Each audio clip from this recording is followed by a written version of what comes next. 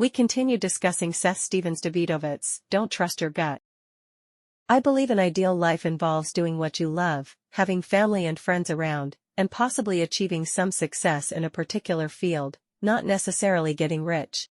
But if your goal is simply to make money, and not just an average high income, but to become part of the top 0.1% of the wealthy, what should you do?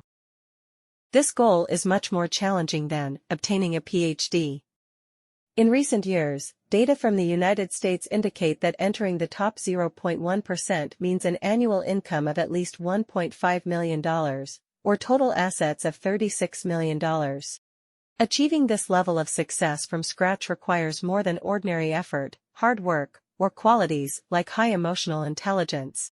You may need a different mindset. In this section, let's explore a mindset crucial for thriving in modern society. The search for structural opportunities. In his book, Don't Trust Your Gut, Seth presents various data illustrating that society is not perfect. It lacks full competition and fairness and has some structural flaws. Or you could say, structural features. This implies that succeeding in certain places or fields might be easier than in others. For example, high school students in the United States often engage in sports activities primarily to secure college scholarships, as colleges prioritize admitting students with athletic abilities. So, if you're a high school student, which sports should you choose? Without awareness of structural opportunities, you might think any sport you like would suffice. However, this is far from the truth. For boys, practicing gymnastics is the best choice. There are about 2,000 boys nationwide practicing gymnastics, and there are 100 slots available in colleges for gymnastics. The acceptance rate is 20:1. In contrast, if you choose to play volleyball, you would have to compete with over 50,000 boys, nationwide for fewer than 300 slots, resulting in an acceptance ratio of 177:1. Girls, on the other hand, should focus on sports like rowing or equestrian, where the acceptance rates are 2:1 and 3:1, respectively. If they choose athletics or bowling, the acceptance rates are 64:1 and 94:1. The acceptance ratios for football, basketball, and volleyball range from 40:1 to 50:1. The logic is clear, right? Even though you're putting in effort, the success rates in some sports are several times, or even tens of times higher than others. Of course, you can't just choose any sport. It depends on talent and family conditions. However, the awareness of structural opportunities is crucial. It's best to have some strategic thinking before deciding what to pursue. Returning to the theme of making money, what are the structural opportunities for wealth? Among the top 0.1% wealthy individuals in the U.S., only 20% primarily rely on salary income to amass their wealth. They are typically high-ranking executives of large corporations, sports stars, or American football coaches. This is not a very promising path. The success rate is too low. Most wealthy individuals own their own companies, and their wealth comes from business profits. You need to be the boss. If you were to be the boss, what kind of business would you choose? Many people might first think of opening a restaurant. Indeed, some people become wealthy by opening restaurants. Seth's data show that there are 4,471 individuals in the top 0.1% who own restaurants. However, considering there are over 210,000 restaurants in the U.S., the success rate for restaurant owners is only 2%. Actually, running a restaurant is not a very good business. Most restaurants don't make much money. It's a tough industry. The key is that you can't mass produce. Each dish involves human labor, and each table is a fixed cost. To be delicious and distinctive, you can't achieve standardization for a chain, and if you do open a chain, it becomes a standardized cost game. However, restaurants are not the least profitable business. The least profitable, or rather, the most likely to lose money, are those businesses that seem more sexy. These include opening record stores, amusement parks, toy stores, bookstores, clothing stores, cosmetics and beauty supply stores, and more. These are the stores people like, but their median survival time is usually between 2 to 4 years, after which they close. In comparison, the average survival time for a dental clinic is 19.5 years. Why? Because these stores are what many people dream of opening. Music enthusiasts believe the best way to support themselves is by opening a record store, and gaming enthusiasts say they'll open a game store when they become wealthy, specializing in toys and video games.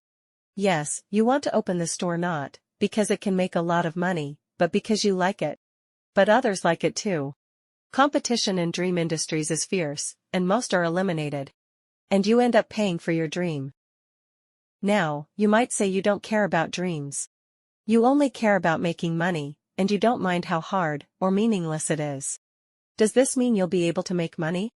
Not really. In the US, there are over 49,000 gas stations, 15,000 laundromats, 8,000 personal care stores.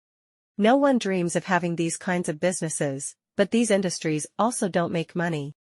Add to that list building equipment contractors, residential building construction, automotive repair and maintenance, building and residential services, and construction companies. Almost none of the owners in these industries can enter the top 0.1%. The reality is that the majority of business owners are not particularly wealthy. So, what can make money? Seth searches for truly profitable industries through tax records. He sets 2 search criteria. First, at least 10% of the owners in this field must be in the top 0.1%, meaning the success rate in this field is relatively high. Second, there must be at least 1,500 owners in this field who have entered the top 0.1%, indicating that many people have succeeded in this path. High success rate, with many people succeeding. What are these fantastic industries? Seth identifies 6 areas that meet his criteria. The first is real estate related. Whether you own rental properties, manage properties for others, or engage in property appraisal, the real estate industry indeed creates wealth. The second is investment, which involves managing and investing other people's money. The third is automotive dealerships. The fourth is independent creators, such as artists, performers, and writers. If you can make a living in this field, your success rate is decent. However, please note that many people who major in arts, performance, and writing cannot make a living in these areas. They are not included in the statistics, so the success rate might be overestimated. The fifth is market research, such as consulting and writing business reports. The sixth is wholesalers, who buy from manufacturers and sell to retailers. Why do these industries make money? Particularly, industries like automotive dealerships and wholesalers seem obscure, and you might not realize that many millionaires are hidden within. They make money because they have a moat. The industries we mentioned earlier don't make money primarily because of price wars. You work hard to make some money, but when others see you making money, they join in, leading to price competition. Economic laws demand that you lower profits to almost zero, and everyone ends up not making money. Record stores, laundromats, gas stations. All these are not challenging, have no barriers to entry, and everyone can do them, leading to full competition. On the other hand, the 6 lucrative industries all have some form of barrier. What Warren Buffett calls a moat.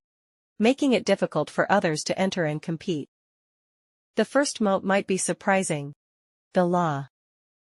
Some U.S. laws may subjectively aim to protect consumers, but objectively, they protect the vested interests of practitioners.